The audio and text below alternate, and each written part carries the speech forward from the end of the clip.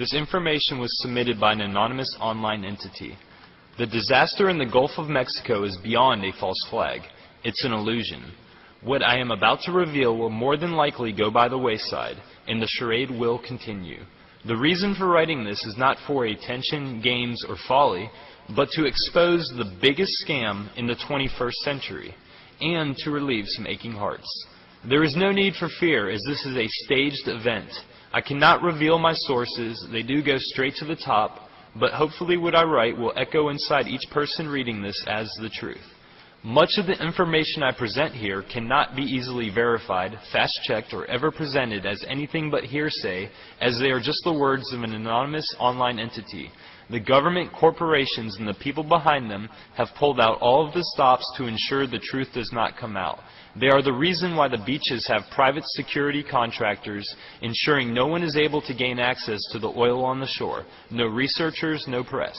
They are the reason the Gulf of Mexico is in no-fly zone. They are the reason why the Gulf states are being locked down by military.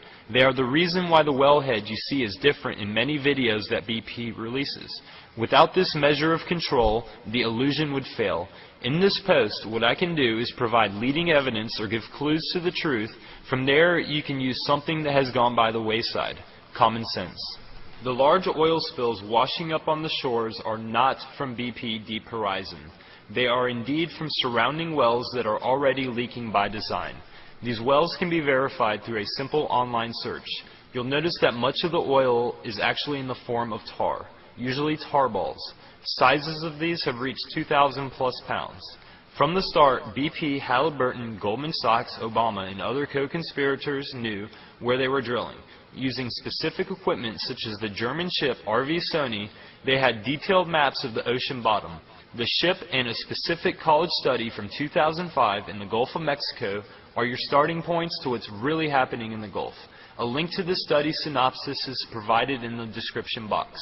What BP, Halliburton, and other co-conspirators intentionally drilled into was an asphalt volcano. Sounds scary, doesn't it? It really is not. In fact, after you read the link, you'll know that the Gulf of Mexico is literally coated in oil, tar, and methane hydrate at the bottom. The study went on to find that massive aquatic life has specifically adapted to living off the hydrocarbons. That in fact these asphalt volcanoes are a natural part of the ocean ecology, and their eruptions actually benefit the sea life over the long duration of time. Another aspect to what I was directly told is that BP, Halliburton, and other co-conspirators drilled intentionally into the mid-side of this particular asphalt volcano. Basically, from what I understand, it is a soda bottle effect. If they had drilled into the top of the volcano, then all the gas would rise out and explode, as would a bottled carbonated liquid. The effect of drilling into the side permits a safely controlled release of gas, tar, liquid asphalt, and other related gases. What was done is more or less a controlled release, almost natural in fact. The asphalt volcano is a win-win situation for this false flag, as it presented the best illusion to all outside parties. Not only do the conspirators need to fool the general public, but also the oil industry and scientific community.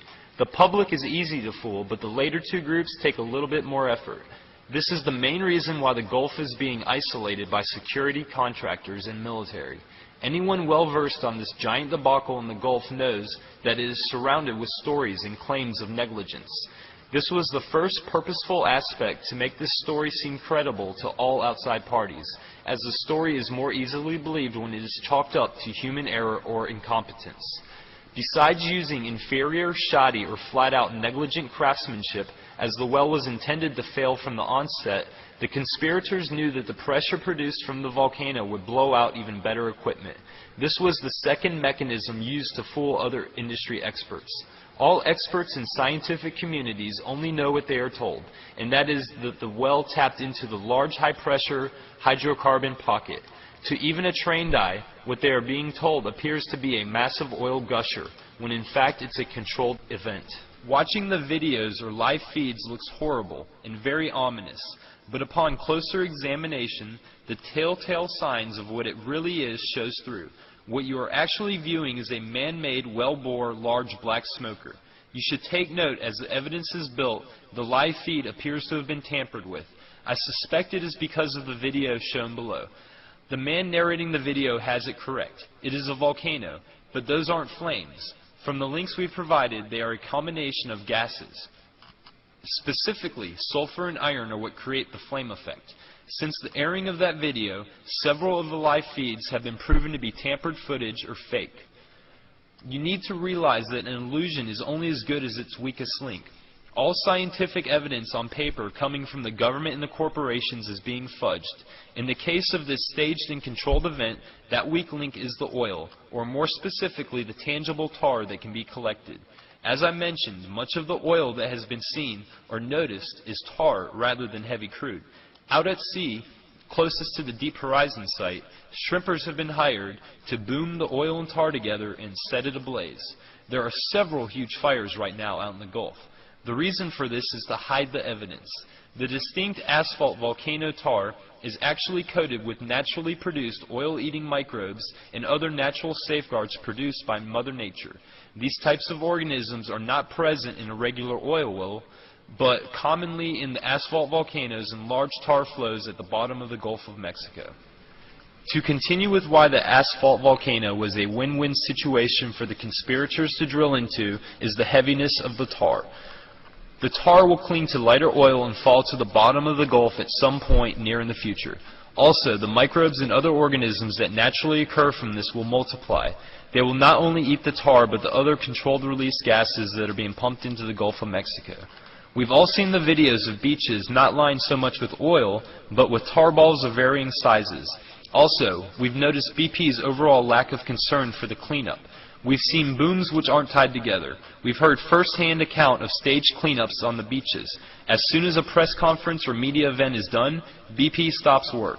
The reason is simple. It's not that they don't care, but they already know it's going to happen. The oil will start naturally being cleaned up via decomposition, oil-eating organisms, and falling to the already naturally tar-covered bottom of the Gulf of Mexico. What is the benefit of this scam? Money and population control. Read the Intel Hub article linked. If you are still listening and even beginning to grasp the sinister nature of the fraud being perpetrated, then you realize that the Corexit 9500 and other dispersants are not needed. They are purposely being sprayed by Evergreen Air/CIA to cull the population along the Gulf Coast. Evergreen Air is a known CIA front company. The Intel Hub, along with many others, have established this fact without a reasonable doubt. The evidence was backed by witness testimony. Once this is established, one must realize just how deep the rabbit hole may go. As it turns out, the deadly chemical Corexit is linked to the Rothschilds, a known controlling party of the New World Order global crime syndicate. Also explained to me is the large amount of useless eaters, pond scum, or other undesirables living along the Gulf Coast. These would be Americans living off of the government. I will not beat around the bush here with pleasantries or politically correct statements. The coastal area from Texas to Florida has the highest or most dense population of targets of elimination by the United States government and corporations. These are populations living on welfare, in this area dominated by African Americans, an older population living on Social Security. These people are going to start dropping like flies over the next few years and greatly reduce the burden to government coffers. In this respect, this is a doomsday event, but it's not the end of the food chain. Death of the oceans, or, as some have warned, extinction-level events. It is only bad for the targeted populations. To cover the money aspects of this fraudulent event are somewhat self-evident, primarily as President Barack Hussein Obama, who's not very worried, has just pointed out they are using this false flag to move forward with the carbon tax followed by cap and trade. Another aspect of profit is the cleanup of this disaster. Those boats aren't running around for free in the Gulf. From there is the very real aspect of banks calling their notes on the remaining mortgage properties along the Gulf and peninsula of Florida. Remember Katrina? They never gave the land back, but sold it to casinos and other businesses. Almost all of the beachfront property will end up in the hands of the banks and the government. They'll play this disaster off for a few years and explain the mysterious disappearance of oil on the kindness of Mother Nature. The side effects of this scam are negligible. In the eyes of the perpetrators, they've done nature a favor. They've opened an asphalt volcano from the side and will shut it down in the next few months by equalizing the pressure. The equalization of pressure will come by the way of two relief wells, which are not wells but vents. When they do this, I have no clue what excuse they'll use, but the gusher will stop. It'll stop completely. It will not just slow down, but literally stop.